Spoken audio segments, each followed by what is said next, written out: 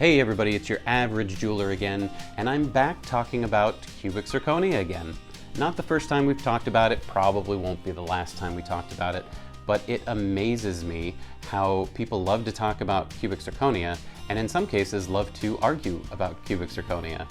It becomes a really big sticking point. People have a lot of opinions. Some of them are facts-based, some of them are experience-based, some of them are just excuses to be cheap, but I don't throw that one in there too soon. I have a lot of information. Cubic zirconia has its place, and it's a great option for a lot of people. So let's just talk about it some more.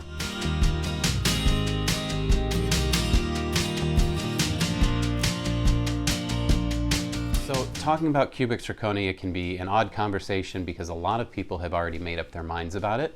But let's start with the basics and the facts. Cubic zirconia is almost always a lab-grown stone that you're buying. There are natural forms of it. In fact, you can find natural cubic zirconia as inclusions inside diamonds sometimes. So it is a natural chemical and something that you can find in nature, but you're not going to find massive amounts of it. It's certainly not going to look like the cubic zirconia that you think of. And when you're buying cubic zirconia, you are almost certainly buying a lab-grown stone. Now, when it comes to hardness, you're talking about a stone that's usually a pretty hard gemstone, generally considered right around 8.5 on the Mohs hardness scale. So it can stand up to a lot of things. Now, for everyday wear, it will probably get beat up if it's something you wear all the time in a ring. And something like an engagement ring, I see a lot of them getting chipped and scuffed, and it's not that unusual. But it's far less expensive than what the common alternative is, which is diamond. And some people are fine with that. Some people are fine with replacing that ring. Some people don't mind if they buy an engagement ring with the intention of replacing it in a few years. And some people don't mind that their stone gets scuffed up. It doesn't bother them. So if you're in that category, it can be a great option for you. For someone like myself, and for a lot of other people buying a more significant piece like an engagement ring, that can be a bit discouraging if you're looking at it years later and it doesn't feel like the same stone, it doesn't give you those happy feelings anymore. Regardless of how you approach the situation, I think that's maybe one of the most important things to recognize. With that said, you don't always put cubic zirconia in rings. And when you put it in other jewelry like earrings or you put it in necklaces, the durability question is not as important. There are some other issues that cause cubic zirconia to maybe look a little more dingy over time, but it's a great option and it provides a lot of bling considering how much less expensive it is than almost anything else.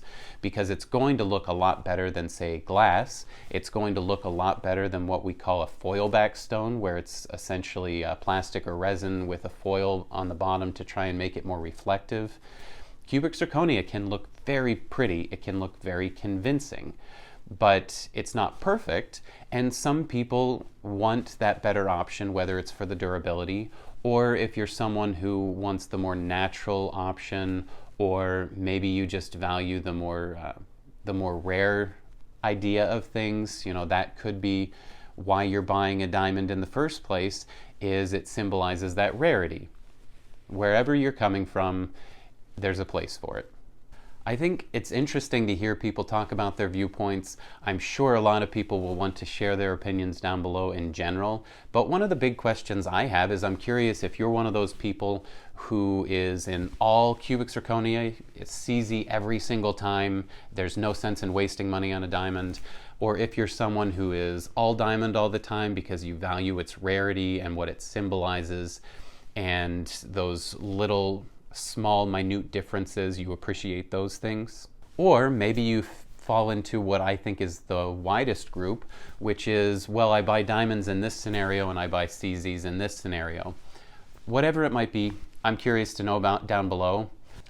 So another thing about cubic zirconia, for better or for worse, people love to talk about this point, is cubic zirconia will be talked about as having a higher refractive index, and people love that are proponents of cubic zirconia and love to talk about how it's better than diamond will bring this up. The same thing gets talked about with moissanite, and push comes to shove, some people really love it. those that are more accustomed to diamond or have grown used to what diamonds look like, it does look noticeably different because you actually end up with more fire. And for those that are selling cubic zirconium, that's usually a selling point. They talk about, wow, it's got so much fire and it looks so much better than diamond because look at all that color. Well, the fire is usually that rainbow effect that you see in most stones. And while it can be attractive to someone like myself, and yes, I know there's going to be those of you that love to harp on me liking diamonds, but for someone like myself, it just screams fake if you were trying to emulate a diamond. Again, there are a lot of situations where it's obvious that's not what you're trying to do, and some people like that added color, but it can look a little bit fake because of that.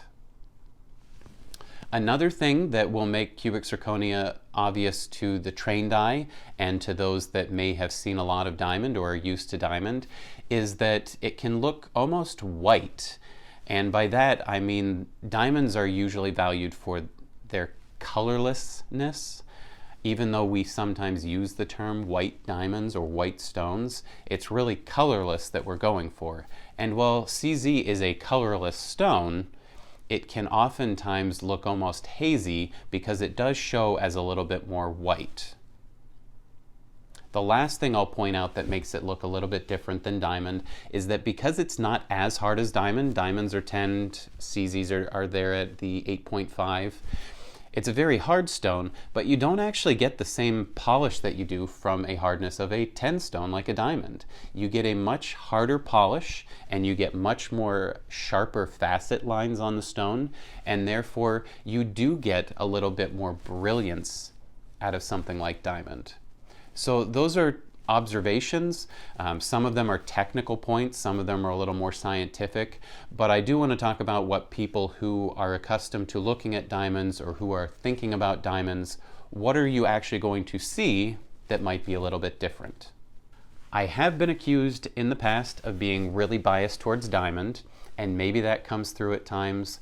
I do think when it comes to special pieces of jewelry, I personally think diamond is a better choice, but whether it's opinion or whether it's literal budget, there are reasons to consider something like cubic zirconia. So I would not rule it out. There are also other options like moissanite. I've done a few videos on moissanite, so I would consider checking those out because that gives you another option. And then you have that other tier in between, which are lab-grown diamonds. So we have a lot of choices today. I think cubic zirconia price-wise is so dramatically less expensive that you have to at least consider it in some scenario. But I hope this helps. Sometimes just talking about it or listening about it can be helpful for me. I want to hear what you guys are thinking down below. And again, if you haven't subscribed yet, I would consider hitting that subscribe button. The little bell next to it lets you know when there are new videos coming out. And as always, I hope you learned something, and I hope you continue to come back to keep learning.